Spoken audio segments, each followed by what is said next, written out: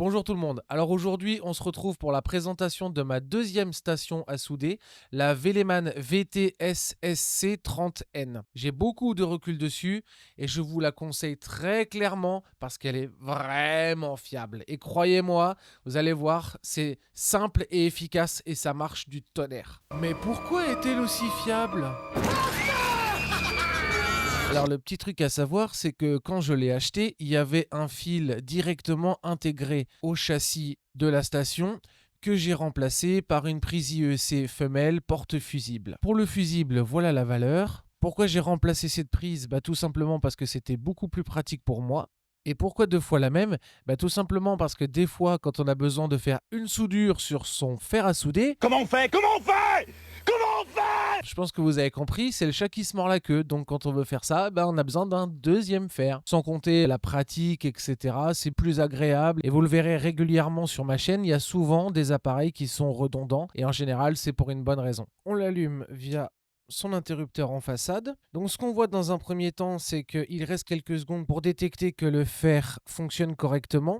Si jamais il reste bloqué, ça veut dire que le fer est à remplacer, auquel cas ça coûte pas très cher. Vous avez le bouton ici pour switcher entre Celsius et Fahrenheit. Un petit bouton ici qui vous sert à basculer entre 7 et RID. 7, c'est la température qu'on souhaite programmer, de 160 degrés jusqu'à 480. Donc imaginons que je vais le mettre à par exemple 250.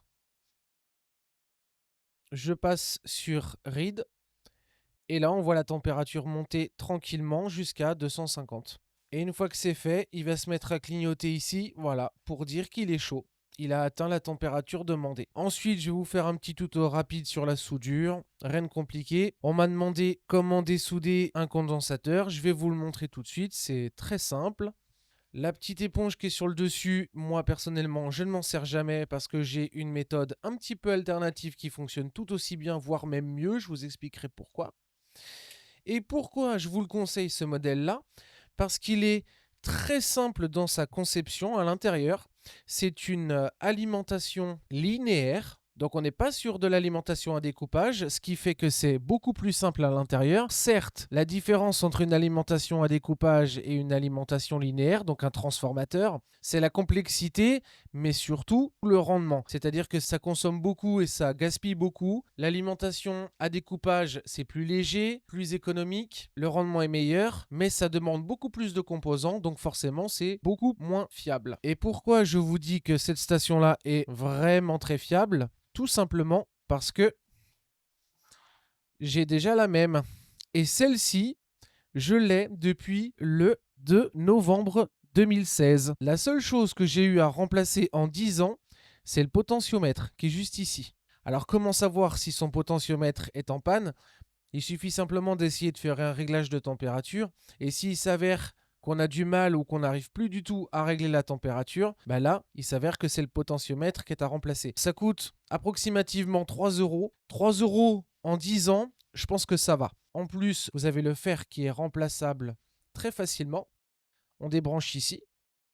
Pour les pannes, c'est simplissime. Juste besoin de retirer la bague, bien sûr, froid, hein.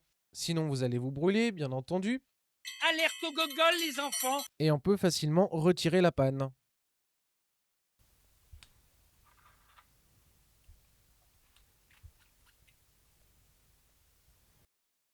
Autre avantage, c'est que quand on a deux fers identiques, on utilise deux fois les mêmes pannes. Auparavant, j'avais une IUA 936B et je ne vous la conseille pas du tout. Elle m'a vraiment causé des tas de soucis divers et variés. En plus, on n'a aucune notion de température, il n'y a pas d'afficheur en façade, ce qui est bien dommage. Et à cause de cette IUA 936B, j'ai abîmé ma station à souder principale. Quand j'ai voulu remplacer le potentiomètre, j'ai eu des tas de complications juste à cause de ma IUA, qui était ma station à souder secondaire. J'en ai vraiment eu marre de ne pas avoir une deuxième station fiable. Je vous épargne les détails, mais rien que la prise secteur éclatée au bout de 3 semaines. Et la wear qu'on voit sur la photo à l'autre bout, donc ça c'est une station à air chaud, et idem. C'est de la merde! Donc ce condensateur, comme je l'ai expliqué dans la vidéo précédente sur l'alimentation de labo, je vous la remets sur le côté. On le sait, il est HS. Comment savoir qu'il est HS ? Tout d'abord, là, c'est un peu gros comme un pâté de maison, c'est ce qu'on appelle un chou-fleur, donc on voit qu'il est gonflé. Mais pour être sûr de soi, il faut utiliser ce qu'on appelle un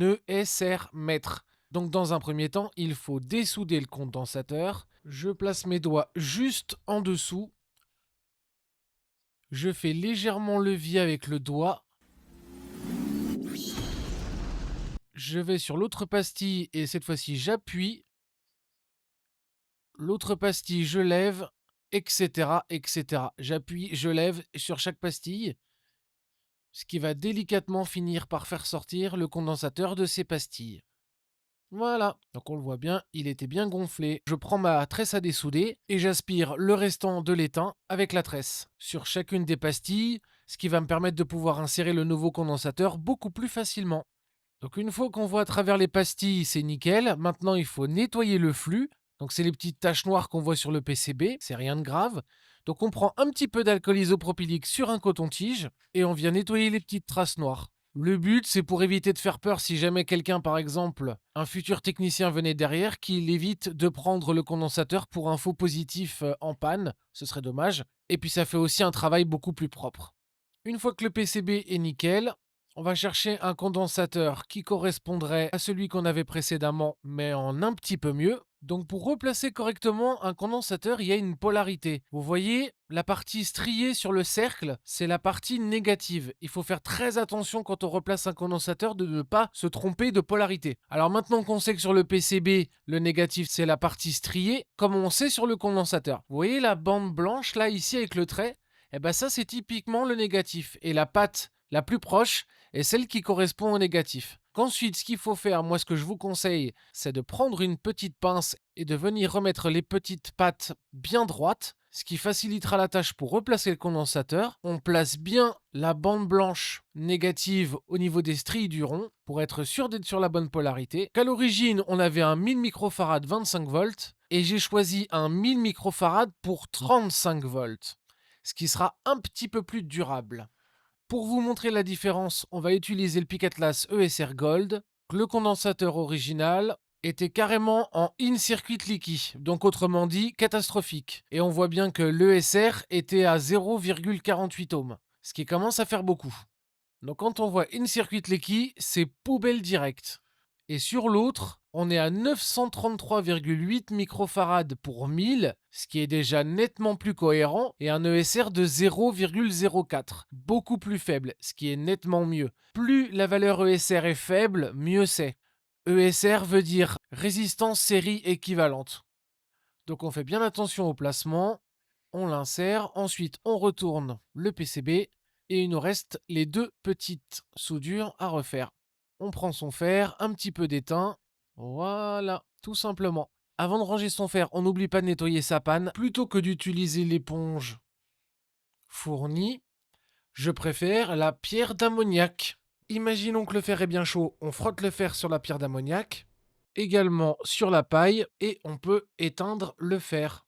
Depuis que j'ai découvert le principe de la pierre d'ammoniac, croyez-moi, les pannes de fer, j'en ai économisé. Ce que je trouve un petit peu étonnant. Et le pire, c'est que personne n'en parle. Pourquoi? Très probablement parce qu'à l'inverse de la pierre d'ammoniac, l'éponge humide crée un choc thermique. C'est mon hypothèse. Et pour la petite info, voilà ce que j'utilise pour allumer mes différents appareils dans mon atelier. Très simple, c'est une rampe DJ qu'on appelle en général dans le domaine des dispatchers. Et c'est ultra pratique, notamment quand on n'a pas forcément d'interrupteur sur ses appareils, par exemple sur son fer à souder, sur son alimentation de labo, etc., qui n'aurait pas d'interrupteur en façade, ou alors peut-être ils auraient un interrupteur mais derrière, quelque chose de pas très pratique. Grâce à ça, on peut non seulement allumer juste ce qu'on veut quand on veut, on a en plus la lumière qui nous indique quand c'est allumé ou éteint. Ça coûte pas excessivement cher, je vous conseille clairement d'aller sur le Bon Coin si vous en cherchez. Vous en avez également sur Amazon, et puis c'est tout. Et puis voilà, vous avez les liens dans la description pour les produits dont j'ai parlé, en tous les cas la plupart de ceux que j'aurai trouvés. Laïus habituel, likez, partagez, abonnez-vous, etc.